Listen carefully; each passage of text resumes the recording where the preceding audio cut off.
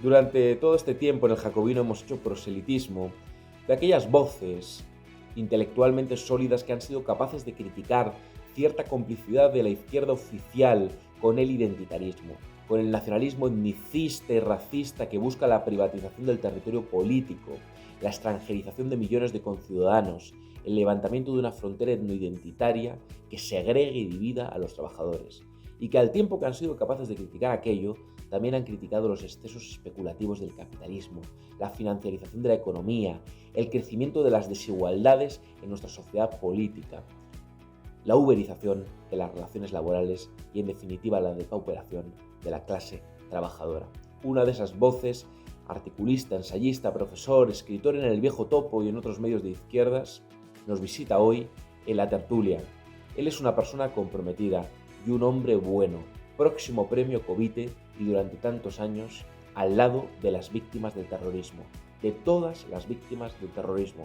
Hoy charlamos con Martín Alonso. Bienvenidos, bienvenidas al Jacobino.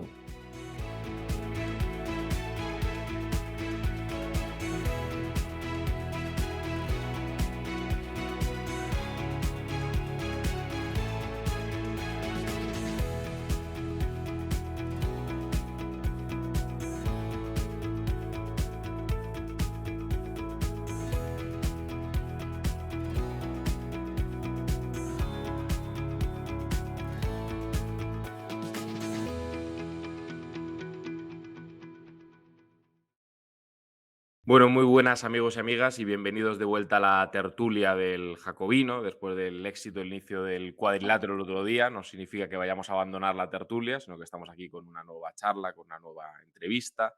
Y en esta ocasión pues tengo el honor de saludar a Martín Alonso Zarza, que tantos buenos amigos compartidos tenemos y tanta gente me ha dicho hay que llevar a Martín Alonso a la tertulia del Jacobino. Y lógicamente era una de las cosas pendientes. Martín es doctor en ciencias políticas, sociología, fue profesor y bueno, muchas otras cosas, ensayista, articulista.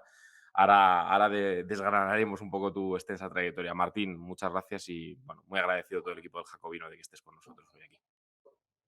Bueno, pues gracias por la invitación y quería un poco añadir a esta nota sobre mi presentación unas consideraciones para lo que viene, ¿no? La primera es que lo ocurrirá más de una vez, a veces diré, pues citaré un argumento y no me podré recordar el nombre, cosas que me ocurren. En segundo lugar, una preocupación más personal. Cuando uno escribe puede releer, puede pensar, puede repensar. El hablar en directo a mí me da un cierto apuro porque uno no tiene ocasión de filtrar lo que dice y someterlo a un criterio, fin, alguna validación, algún contraste.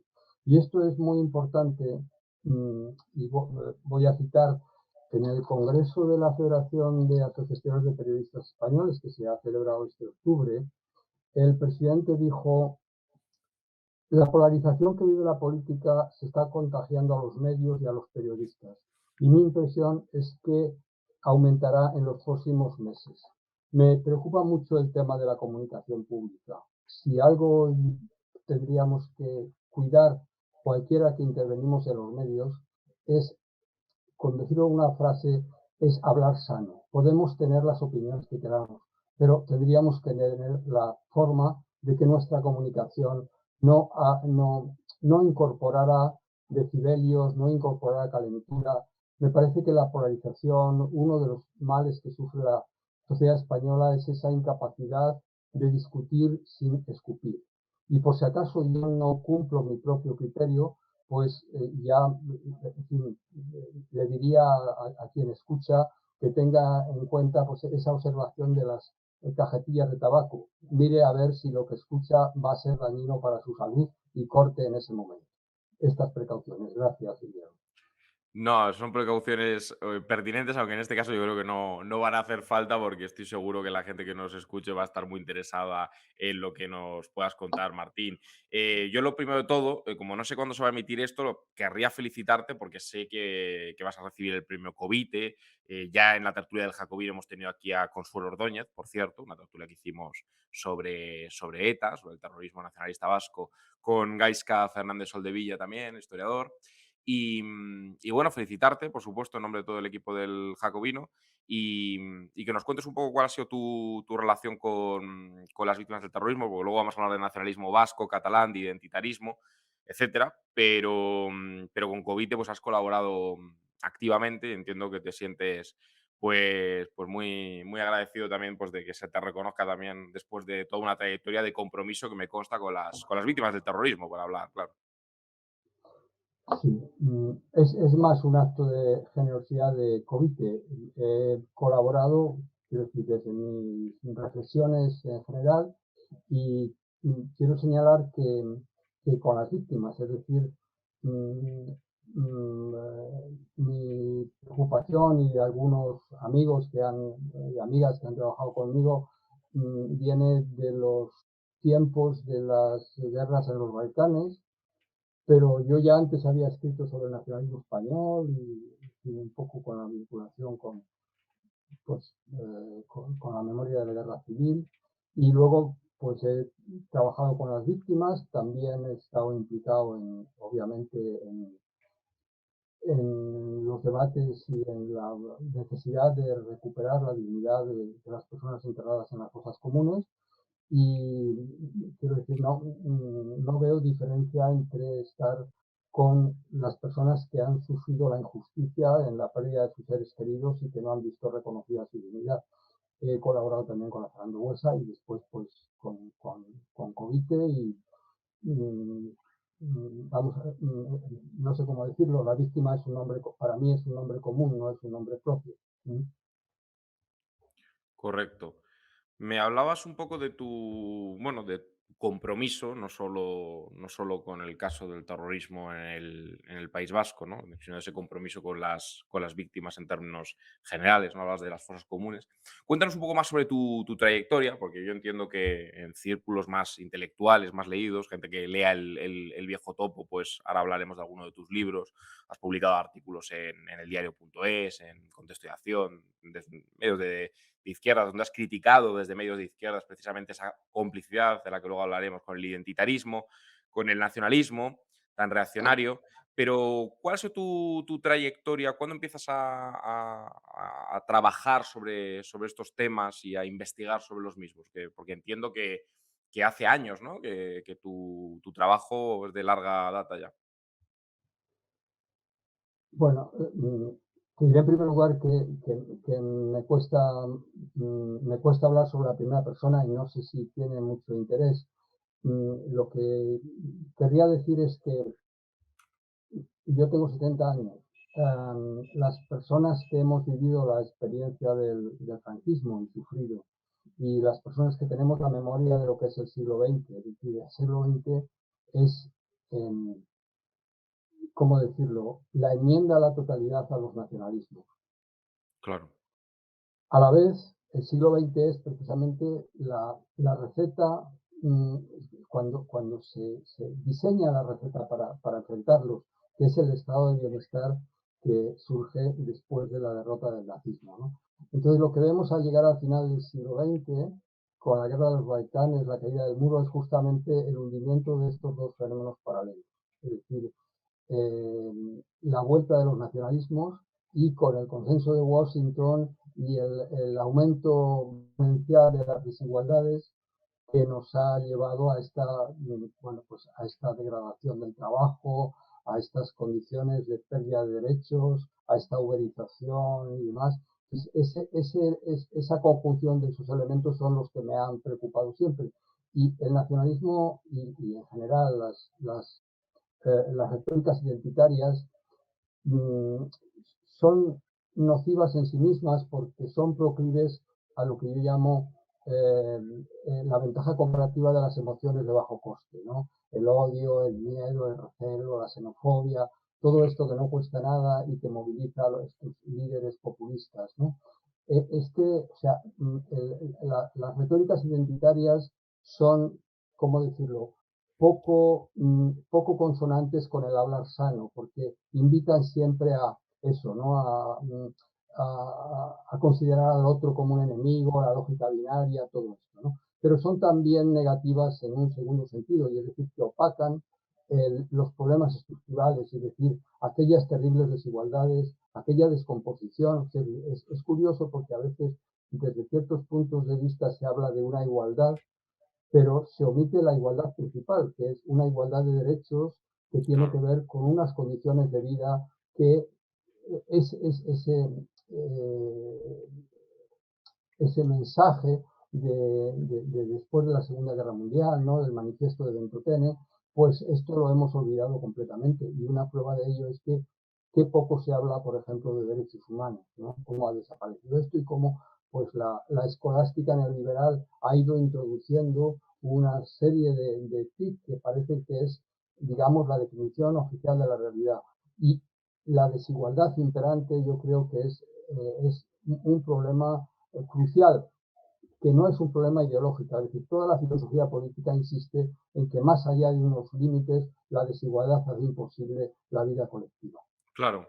Sí, yo creo que has radiografiado ahí brevemente las dos grandes preocupaciones centrales del jacobino, ¿no? Yo creo que ciertamente tanto el identitarismo como esa escolástica neoliberal a la que hacías referencia, ¿no?, que tanto ha propalado un crecimiento de desigualdades. No, vamos primero con el identitarismo, al hilo de la publicación de tus 3 tomos. Tengo aquí uno de ellos, en El viejo topo, El catalanismo del éxito al éxtasis.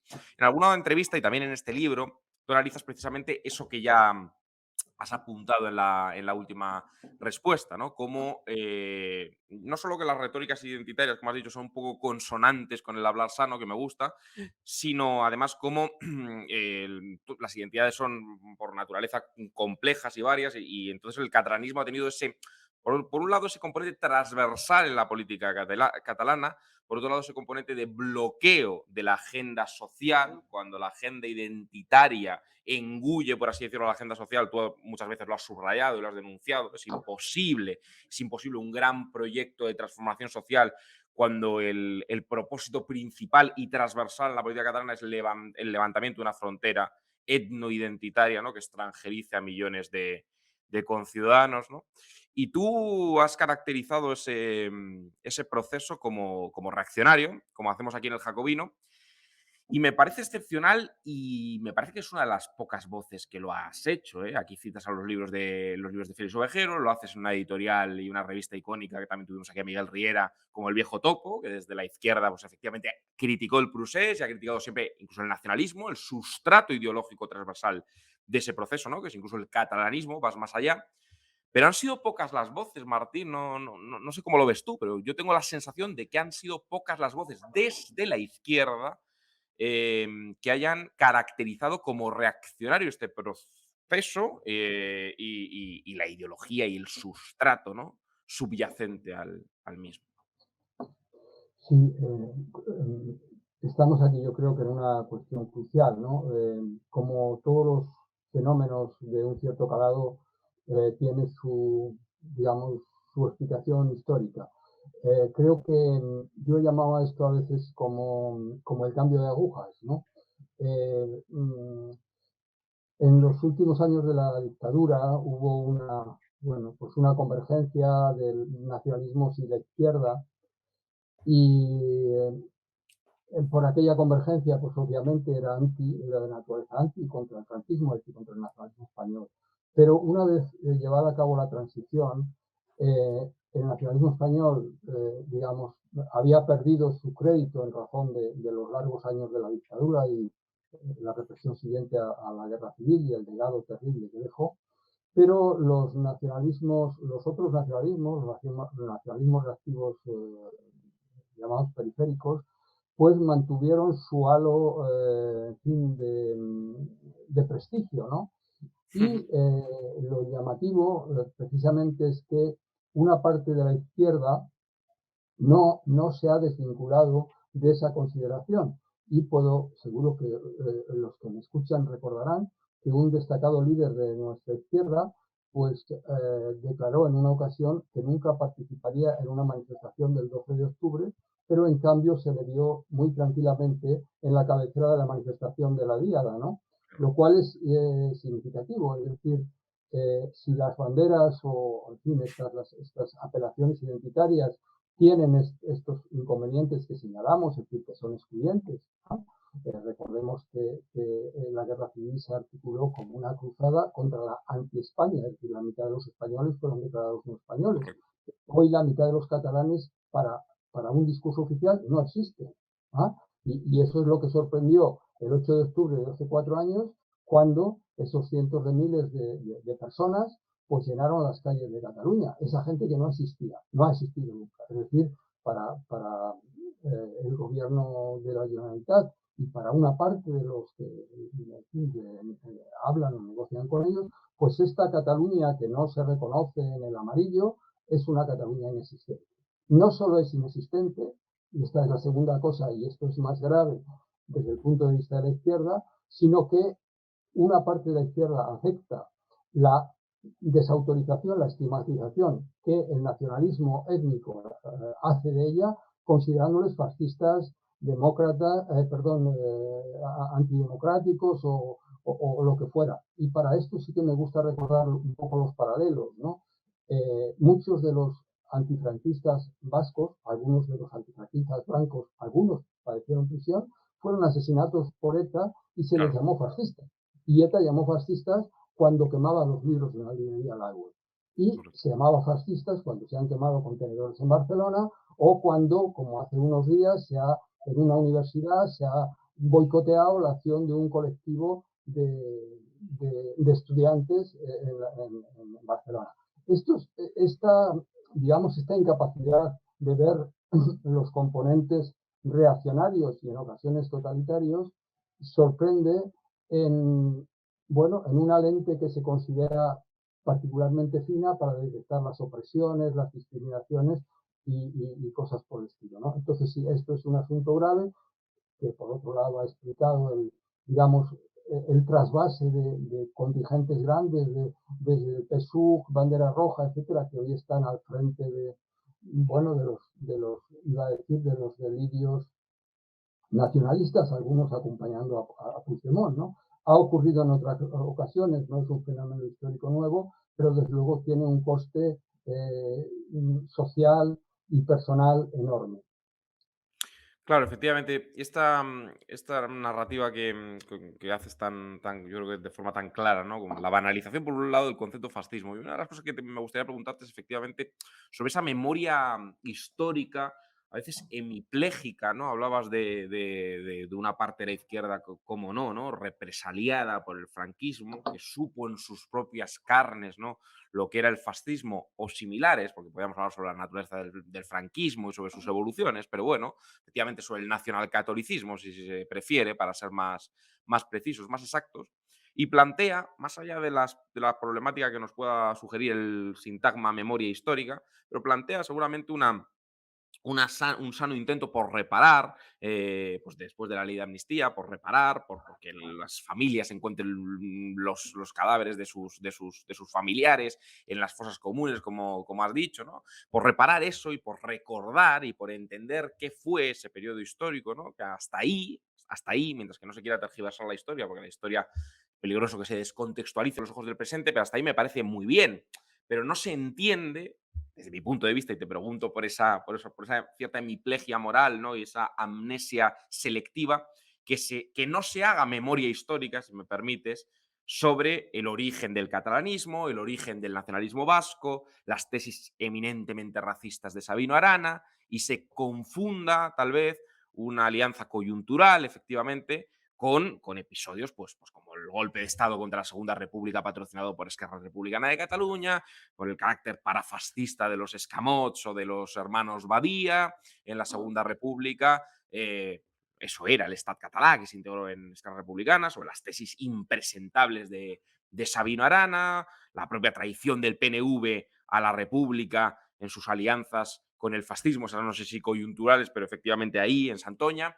Entonces, tantas y tantas cosas que a uno le llama la atención, ¿no? Cuando hay esa voluntad de recordar lo que fue el fascismo, de recordar lo que fue Franco, de recordar lo que fue efectivamente una traición a España, como decías tú, una patrimonialización de España, que parecía que la mitad de España era la anti-España, y en cambio, un intento de absolver a las fuerzas, al nacionalismo periférico, fragmentario, olvidando deliberadamente el carácter reaccionario de muchas de sus tesis, ¿no?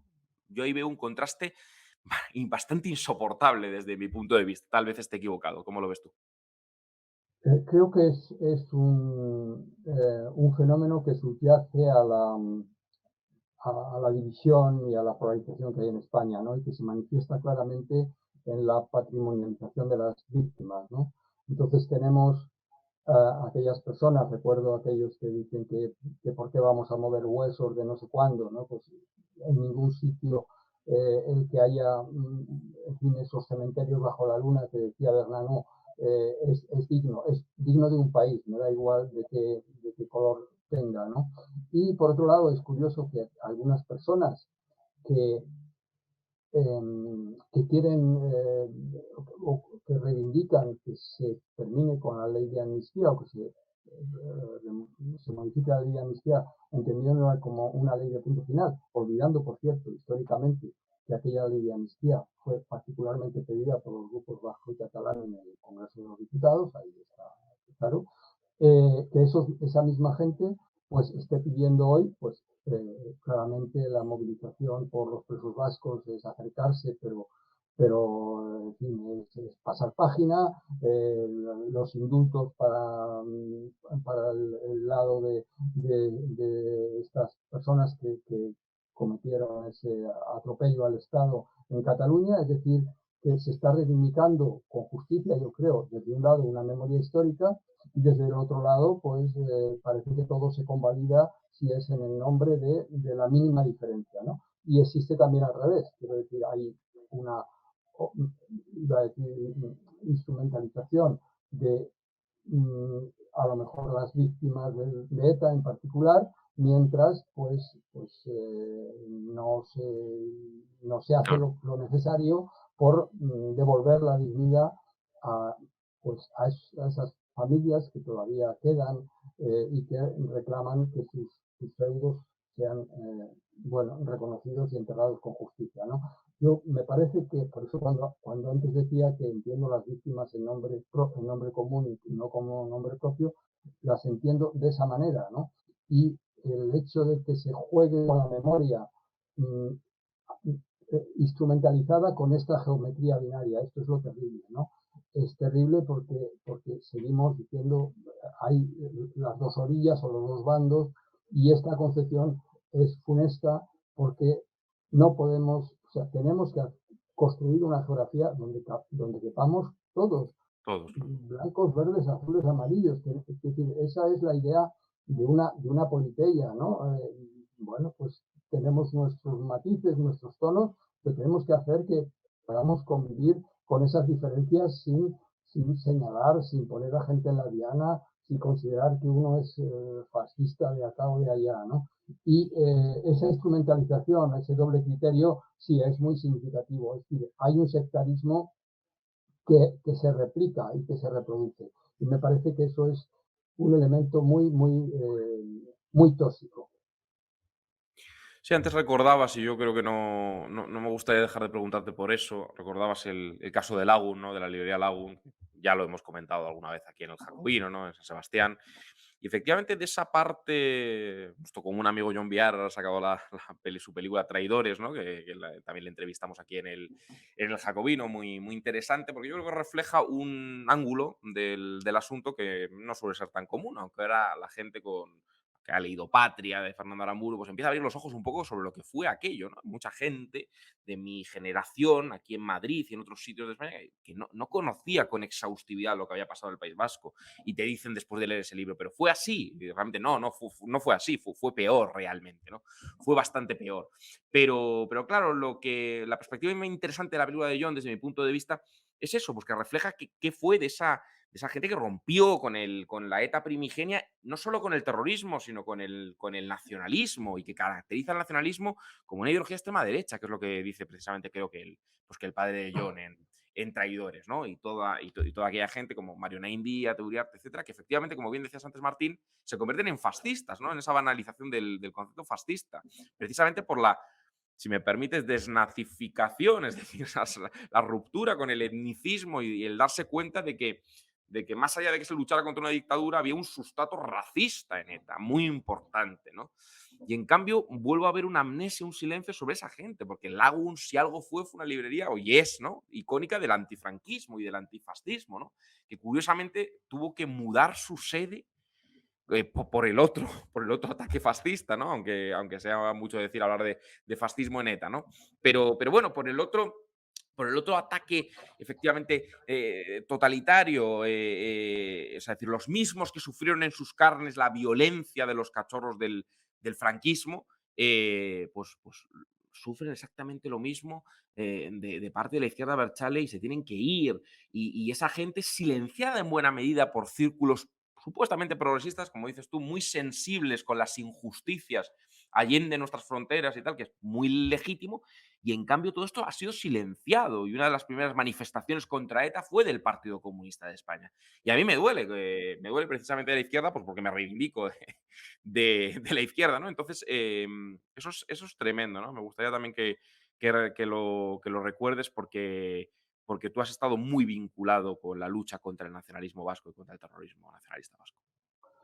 Bueno, claro, esto da para mucho y cansaríamos. Quizás, desde luego, la primera observación que hacías es esos años oscuros. Es curioso que yo hablaba antes de los dos bandos y una de las justificaciones que se ha dado desde ETA y desde el nacionalismo es que ETA responde a la existencia de una especie de conflicto estructural entre el País Vasco y el Estado español. Entonces, esa noción de conflicto pues sirve para explicarlo todo, pero obviamente hay que decir que la singularidad de España es doble, es decir, que en 1945 terminó el fascismo en Europa, pero en España no terminó y tuvimos 40 años de dictadura. Y también, después de esos 40 años de dictadura, tuvimos 50 años de ETA. Hay personas como, yo creo que Semprún, que dijo que ETA es el último rescoldo del franquismo. Y efectivamente hay una afinidad, un paralelismo en las tácticas totalitarias y en la exclusión de los demás por esa vía, ¿no? Y es, quiero decir, hasta el año 82, 80-82, el bienio negro esto, ¿no? Con cerca de 100 muertos al año, uno puede entender que, diríamos, en la estela de la oscuridad del franquismo y luego pues, lo que se puso como desestimación, los GAL y demás, en fin, uno pudiera tener alguna ambigüedad. Pero para poner un hito, ¿no? Desde el asesinato de Miguel Ángel Blanco y luego la estrategia de socialización del sufrimiento, donde pues desde López de la Calle, Gregorio Ordóñez, Fernando Huesa, Jáuregui, Lluc, en fin, esta grande de personas, ¿no? Quiero decir, el que aquello no se viera realmente es algo que nos hace preguntarnos, ¿no? Y lo llamativo es, bueno, surgió Gesto por la Paz, etcétera, Basta Ya, Erma y demás, pero colectivamente lo llamativo de aquellos años en el País Vasco es lo que no pasó, ¿no? Y aquella significativa respuesta cuando asesinaron a Corta, mataron a uno de los nuestros, ¿no?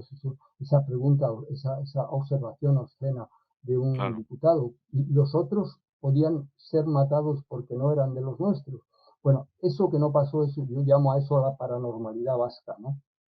Es decir, es una especie de burbuja que, que obviamente se mantiene porque es paralela a una intensiva nacionalización de la sociedad vasca que se refleja digamos, en los cómputos electorales que hoy vemos, ¿no? Pues también ha ocurrido en Cataluña de otra manera.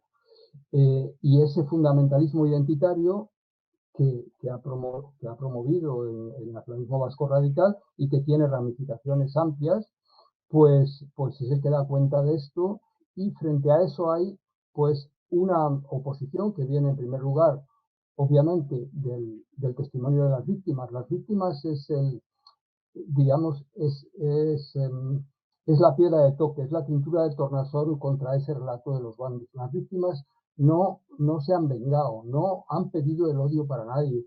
Las víctimas, que podemos hablar de interpretaciones, de literatura y lo que fuera, pero ahí están esas 854 víctimas, más los perseguidos, más los que estaban en la diana, más los que tenían que mirar debajo del coche, más los que, en fin, sabían que su vida no, que ellos no vivían bien, como le dijo Ibarretxe a Recalde, ¿no? Luego está, claro, la figura de los traidores, y esos que se han abjurado de su doctrina y han sido entonces también adosados a esa especie. Entre esos traidores están, obviamente, los presos de Nanclares, es decir, los que han optado por esa vía. Justamente hay que recordar que cuando se pasó en Pamplona la película de Maisabel, los presos de ETA, ninguno de ellos acudió, ¿no? Y en tercer Claro, lugar, como elemento de un poco de contraste, hay lo que podemos llamar los resistentes, ¿no? Pues esas personas como Joseba Arregui, que acaba de sí, morir, y bueno, pues un conjunto de intelectuales, de activistas, de organizaciones de derechos humanos que quisieron levantar la voz frente a ese silencio opresor.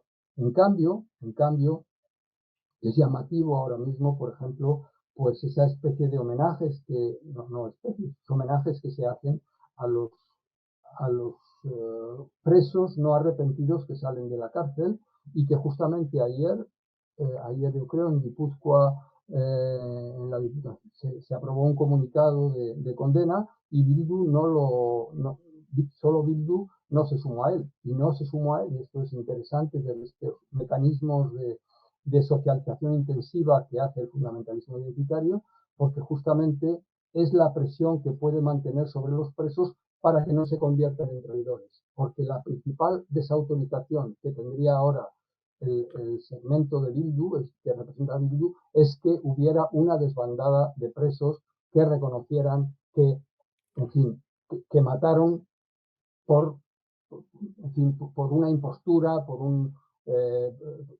inflamación mental, en fin, una reinterpretación de estas cosas avinianas al hilo del ambiente de aquellos años 60, de la violencia, del movimiento de independencia del tercer mundo. Todo aquello se configuró una amalgama que en los demás países desapareció. Es decir, esta tercera oleada terrorista terminó en aquellos años 60, 70 y en el País Vasco continuó. ¿Por qué continuó? Precisamente porque estaba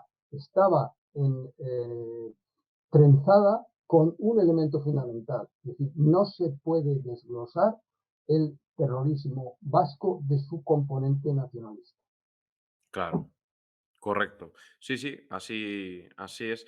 Mm, Me gusta que hayas recordado también, efectivamente, sirva un poco también esta tertulia del Jacobino de homenaje pues, a tanta gente que hemos perdido en los últimos tiempos, ¿no? Por desgracia. Gente bastante notable moralmente y políticamente en relación a todo este asunto del nacionalismo vasco, ¿no? Como Joseba Rey, has citado, Miquel Azurmendi también, ¿no? Como no, Miguel y Calleja, hace no tanto José Mari Calleja, efectivamente, ¿no? Tanta gente que hemos perdido en los últimos tiempos, ¿no? Pues que mantuvieron, como decía José Mari Calleja, pues la dignidad siempre dos peldaños por encima del miedo.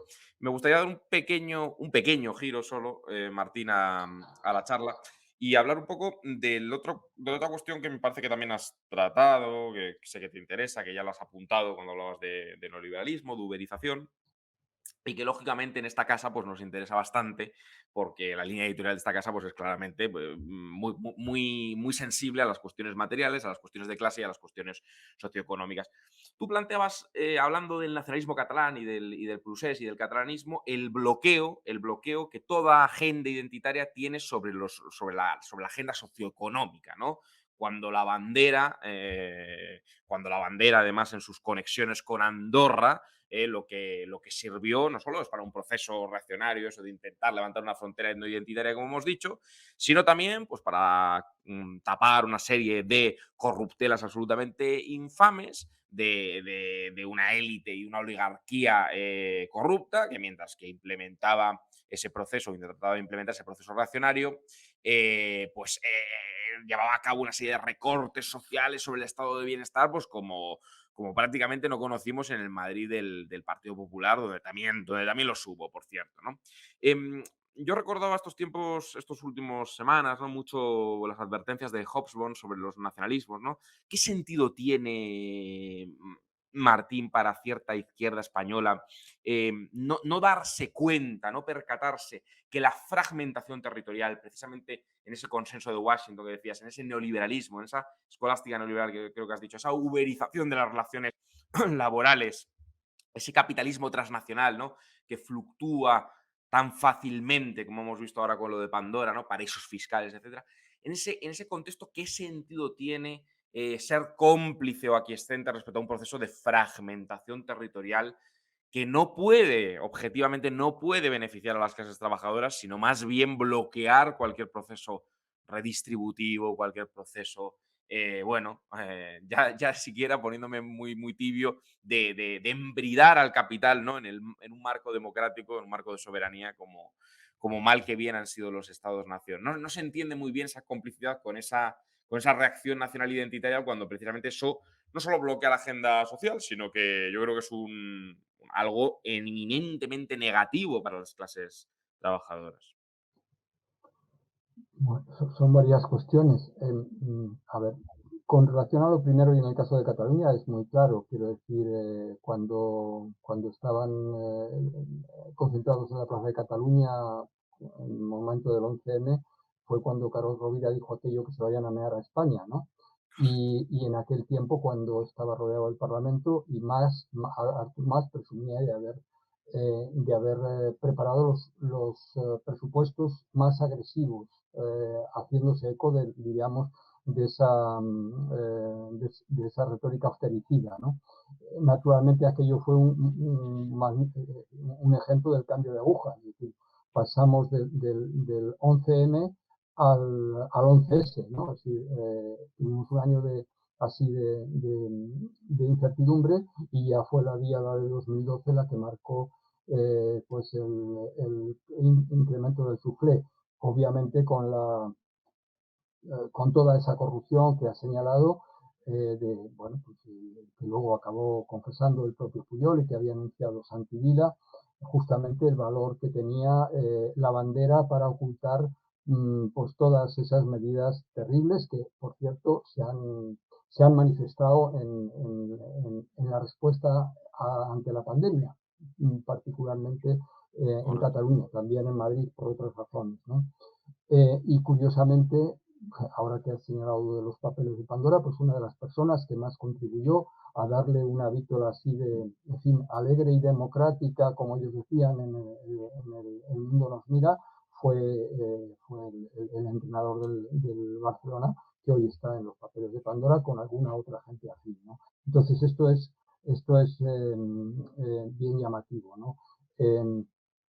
Luego, con relación a esto, ¿no? ¿Qué papel tienen, la segunda pregunta, qué papel pueden desempeñar las fragmentaciones? Bueno, hay dos aspectos, yo creo, ¿no? Así como decíamos antes que un problema de la izquierda es que ha sido abducida por las narrativas identitarias, estas wokistas y todo esto, ¿no? Es el culto a la mínima diferencia, la recursividad atomizadora. Hay un problema con las agencias transnacionales, que es las que tendríamos que sentirnos identificados con ellas, es que han sido abducidas por el neoliberalismo. Es decir, Claro. la Europa que se inventa, la Europa que se sueña como remedio a los nacionalismos de los años 40 es una Europa social. Pero la palabra social es hoy tabú.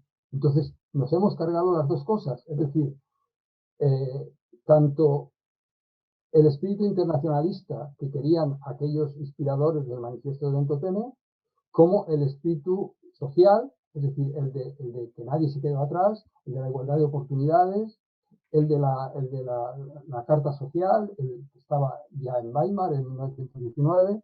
Entonces, todo eso se ha ido desgranando hasta el extremo, o sea, hasta el extremo de que hablar hoy de lo público. Si, por ejemplo, alguien, ¿cómo estamos hablando ahora pues, de las eléctricas? No sé, es una especie de herejía decir que por qué no hay un banco público. Uno no dice que se acaben los bancos privados, ¿no? Sí, efectivamente. Pero ¿por qué no puede haber un banco público? ¿Por qué no puede haber una empresa pública de electricidad?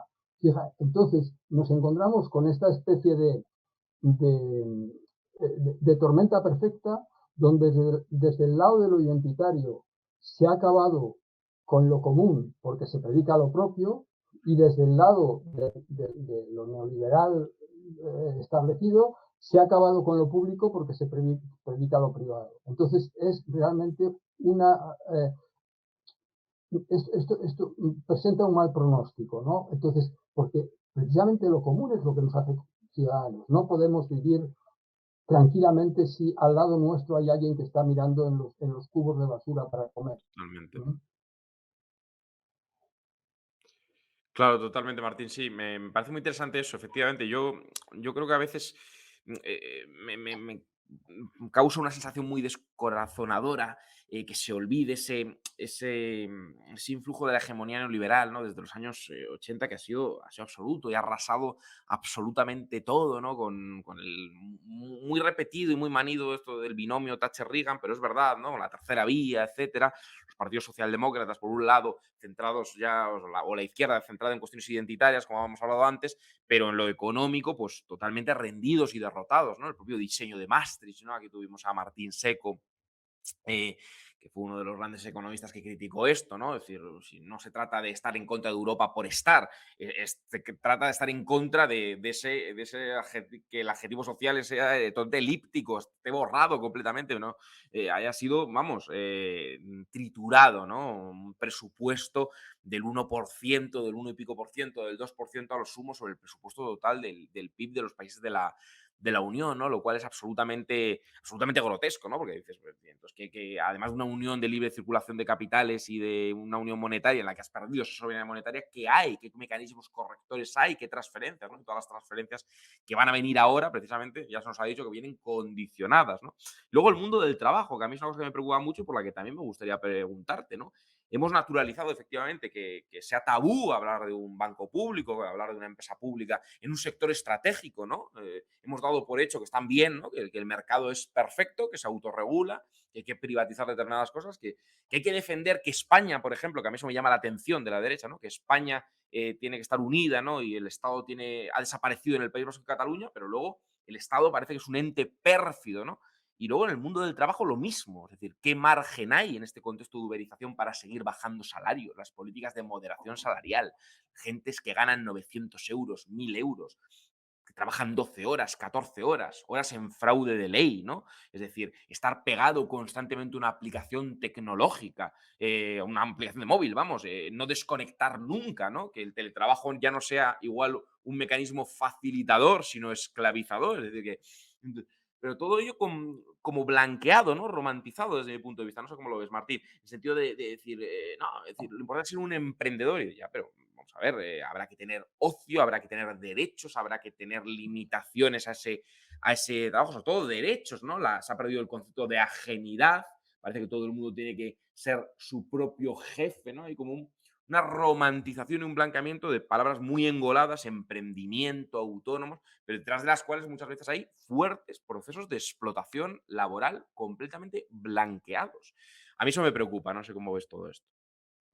Pues para tratarlo con mucho más detalle de lo que nos da lugar así, pues yo creo que es de lo que da lugar ahora, porque es una cuestión crucial, no solo en términos de modelo económico, ¿no? Sino también en modelo humano. O sea, de las concepciones del trabajo, una de ellas es el trabajo es aquello que nos permite realizarlos y nos permite producir cosas útiles mediante las cuales nos sentimos diríamos, actores favoradores de la comunidad.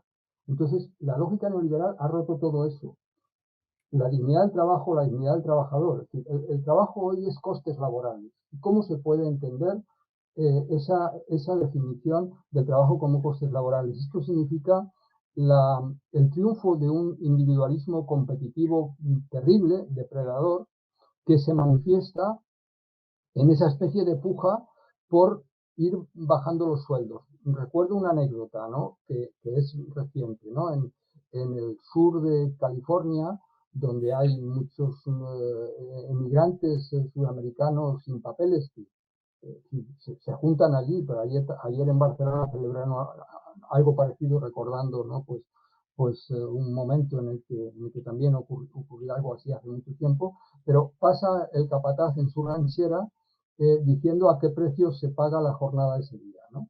Entonces, da un precio, no sube nadie, pasa luego y da un precio más bajo, pasa la tercera vez y da otro precio más bajo, y como hay tanta presión porque el hambre aprieta mucho, al final consigue llevarse a alguien para que le recoja sus frutas a un precio, en fin, bueno, pues como esto que sabemos de las personas que recogen los alimentos de los que comemos, porque comemos alimentos, no comemos silicio. Esto yo creo que conviene también tenerlo en cuenta cuando hablamos de la España vaciada y cosas por el estilo. Y luego, los mecanismos que hay para la regulación del mercado laboral, es decir, por un lado hay efectivamente el hecho de dignificar el empleo público. Para esto yo creo que también la pandemia ha sido una especie de coartada para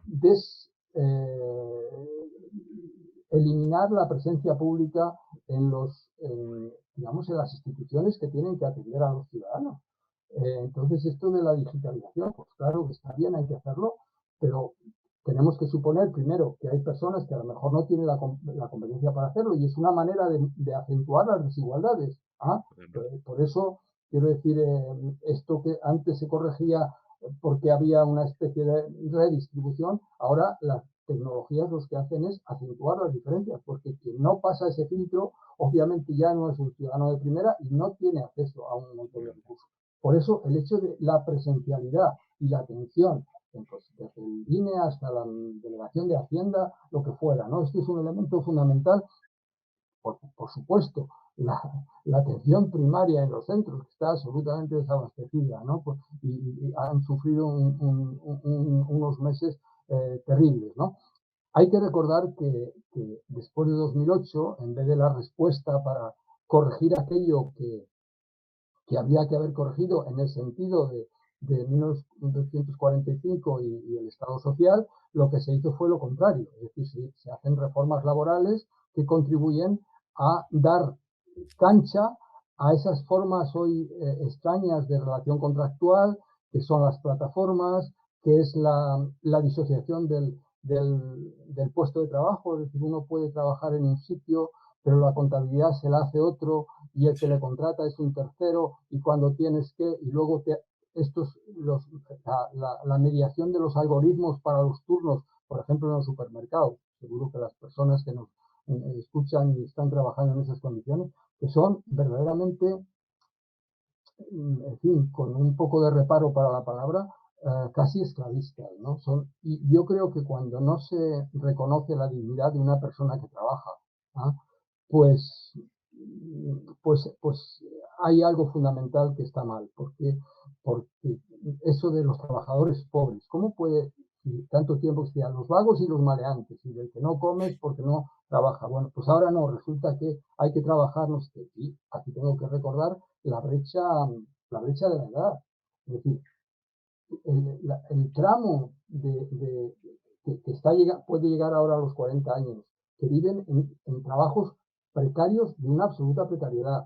Muchas personas con una sobretitulación, pero da igual que tengan sobretitulación o no la tengan. Es decir, ¿cómo se puede eso, ¿no? Cuando ya ahora es de cómo pagarse una actividad. Entonces, esa es la devaluación del trabajo, cuando a la vez se producen esas ganancias que ya sabemos, ¿no? O sea, esos CEOs de no sé qué, que tienen cifras que a uno le producen vértigo, ¿no? O este señor que es el que controla medio servicio de distribución y se decide hacer un viaje espacial que en 3 minutos le cuesta lo que podría. Es decir, son elementos, son elementos que no tienen nada que ver con la posición ideológica que uno tenga, pero hacen daño al sentido común. Sí, correcto. Y muy interesante eso que cuentas. Yo, porque no tengo tampoco intención de entretenerte más, porque ya bastante generosidad y ya llevamos un buen rato charlando, pero sí me gustaría, antes de terminar, preguntarte un poco por el futuro de la izquierda y del socialismo, en el sentido precisamente hilándolo con lo último que has dicho, ¿no? Por un lado, estamos en un contexto de capitalismo financiero, ¿no?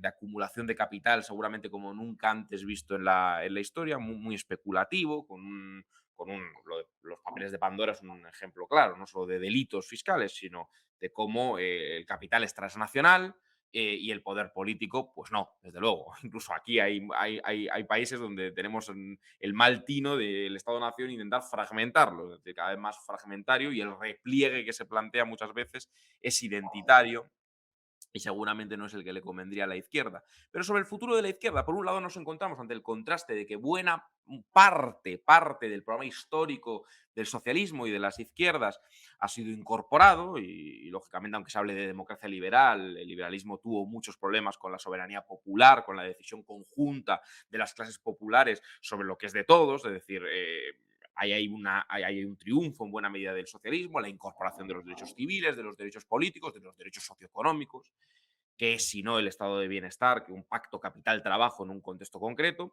Pero por otro lado vemos que obviamente parte del programa de máximos del socialismo no se realizó, caída del muro de Berlín, caída de la Unión Soviética, los problemas del socialismo real.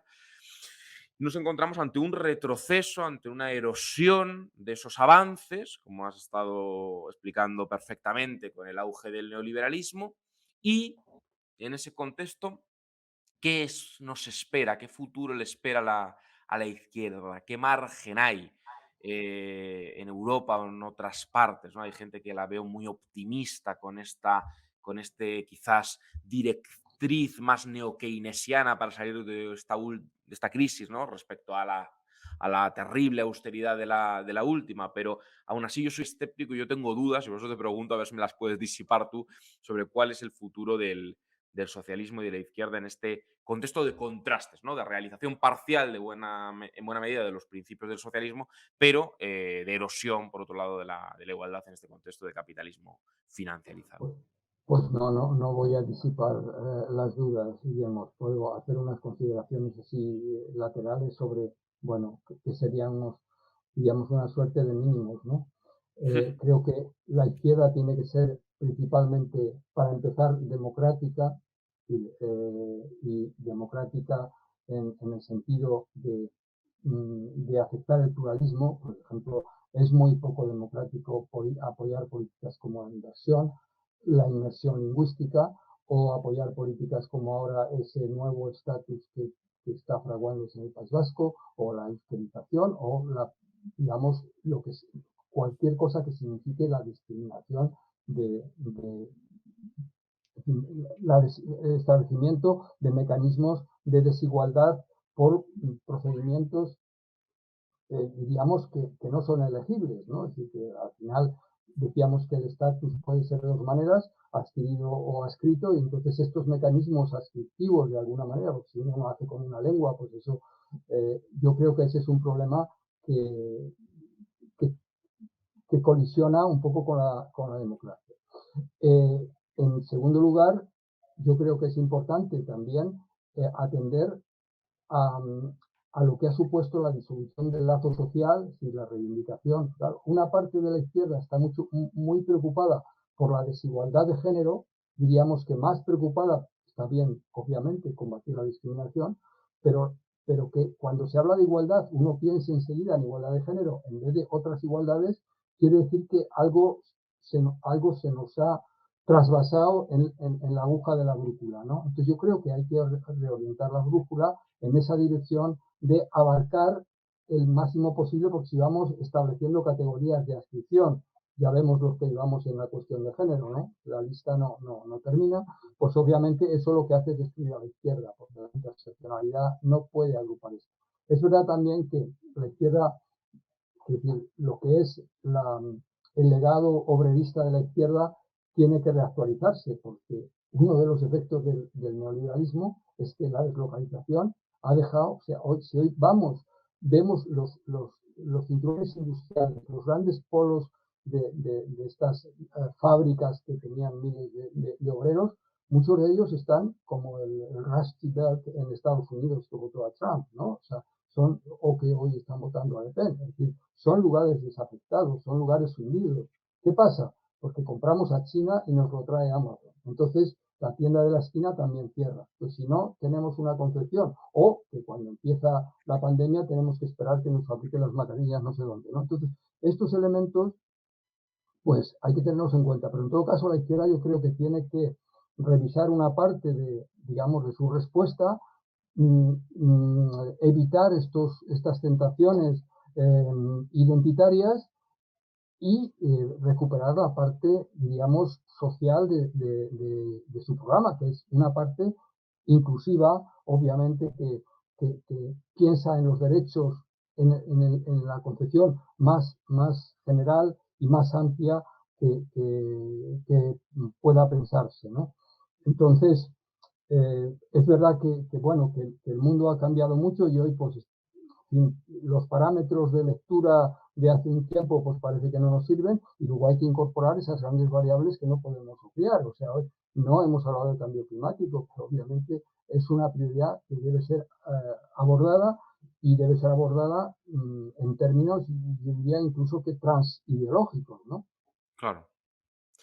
Y en España, Martín, en España, si el panorama es sombrío, o por lo menos, bueno, compartimos ciertas dosis de escepticismo con las posibilidades de la izquierda en términos políticos, en términos ideológicos, descendiendo al contexto nacional, ¿qué diagnóstico harías del futuro de la izquierda española? Porque, bueno, el Partido Socialista parece en buena medida arrasado o transfigurado por el fenómeno del sanchismo, ¿no? Hay quien dice que no queda Partido Socialista, que ya es otra cosa, ¿no?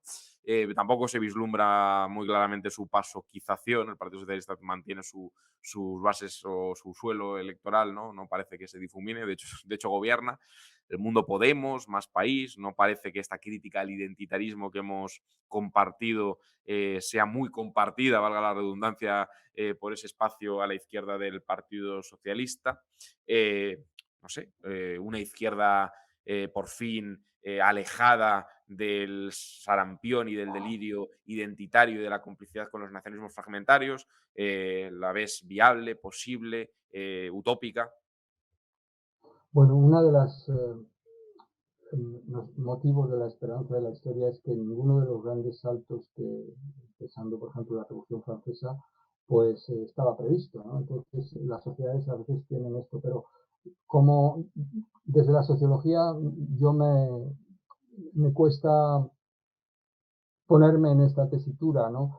Lo que haría falta, desde luego, claro, ¿cuál es la debilidad de la izquierda? Pues son estos procesos de marketización, no sé cómo llamarlo, ¿no? De los partidos. Los partidos se convierten en una suerte de estructuras para ganar elecciones que contratan a estos, no sé cómo se llamamos, spin doctors, ¿no? Los diseñadores de imagen que les dicen lo que tienen que decir. Entonces, claro, debajo de todo esto hay una parte de la izquierda que significativamente, pues eso, está votando a Vox y partidos afines, ¿no? Otra parte de la izquierda que sigue ahí no sabe cómo, pero en fin, recordemos un poco cómo pudo confluir un cierto tipo de gente en el espíritu del 11M o de Occupy Wall Street o fenómenos por el estilo, los chalecos amarillos, que luego, claro, no tienen estructuras sólidas y no van más allá. Pero yo creo que sí que habría que democratizar, digamos, la vida pública, ¿no? Esto de que el líder decida lo que es un país o un partido, la desaparición de todas las estructuras intermedias que han caracterizado la historia reciente de Europa, ¿no? Pues si pensamos solo hace 30 años, pues había actividad en las casas sindicales, había actividad en cantidad de organizaciones cívicas, de movimientos sociales. Entonces, Una parte de eso me parece que ha desaparecido, digo me parece porque a lo mejor exagero, y luego hay el fenómeno, las interferencias, yo creo, de los modos de comunicación, ¿no? El hecho de que el debate tranquilo que se hace a través de los periódicos, del reposo que da el contestar en una actividad después, hoy es instantáneo a través de una red. Y esto yo creo que, eh, digamos, biológicamente, eh,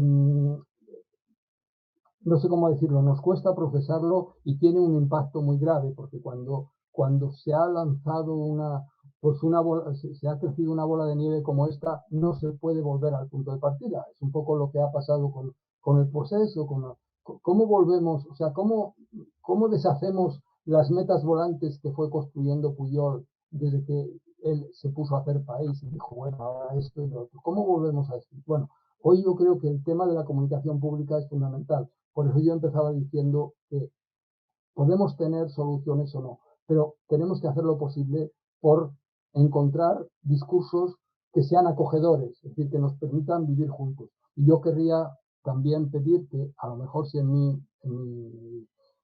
intervención hay alguna frase, pues así, en fin, que sea desconsiderada o así, pues en fin, que la revisen y que la desatiendan quien lo escucha. Me parece que tenemos una vida limitada, todos nos vamos a morir, si no pasa ninguna catástrofe antes, como están sufriendo ahora los vecinos de Canarias, ¿no? Entonces yo creo que hacer llevadera, me recuerda al reflejo, a aquella observación del Torreg, ¿no? Hacer llevadero un poco nuestra convivencia en los días que estamos y apreciar lo que tenemos. Es decir, yo creo que como país esto puede sonar que nunca hemos vivido mejor con esas desigualdades que hay que corregir, ¿no? Pero realmente la historia de España tiene muchos elementos oscuros, pero el impugnar lo que han sido estos años después de la transición, me parece que esa parte de la izquierda que lo desautoriza como régimen del 78 y cosas por el estilo, creo que es una falta eh,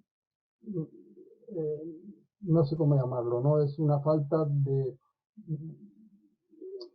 sentido de lo que nos hace falta para vivir juntos y para hacer que nuestro debate pues sea un debate que no, o sea, que no estigmatice, sino que incluya y que dentro de las diferencias podamos, podamos ir conviviendo claro, desde el lado en el que nosotros hablamos, hacia más igualdad, hacia más solidaridad, hacia más servicios públicos, hacia más respeto al medio ambiente, hacia menos discriminación, todo eso, ¿no? Pero desde la consideración de que este suelo, porque el debate adversarial, este debate antisistema, ¿no? Que es ir a la contra. Bueno, pero si vamos a la contra es porque hay algo que hay, pero si así que nos carguemos todo, ¿contra qué vamos a ir? Claro. Martín, pues yo creo que lejos de que ninguna de tus intervenciones ni frases haya violentado absolutamente a nadie, ha sido un gusto, un honor tremendo tenerte en el Jacobino, así que nada, te damos las gracias. Y ya sabes, Martín Alonso Zarza, politólogo, sociólogo, profesor, próximamente, no sé cuándo se emitirá esto, pero próximamente premio Covite, muy merecido. Léanle en el viejo topo. El catalanismo del éxito al éxtasis, 3 volúmenes, corrígeme si me equivoco, Martín, publicados en el Viejo Topo, y muchos artículos, otros ensayos, pueden encontrarle porque su producción intelectual es amplia. Y además de muy agradecidos, pues ha sido un verdadero honor, Martín, y muchas gracias, de verdad.